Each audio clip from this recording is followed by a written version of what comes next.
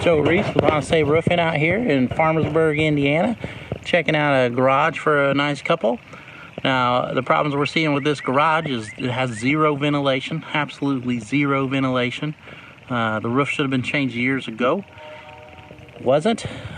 These are the side effects from lack of ventilation and basically cooking the roof off. As you can see, it's just an absolutely horrible shape. Water intrusion's gotten under there, rotted the deck completely out. It's not even safe to walk on, so we're having to shoot this video from the side angle. But we're going to tear this thing off. We're going to redeck it. We're going to put new fascia gutters on this thing, wrap it in metal. It's going to be fantastic, beautiful, all in one day. Man couldn't be happier. If you want your roof done and done right, call us at the number below or go online, schedule for an inspection. We'll be happy to come out, solve all your problems the right way at honestaberoofing.com.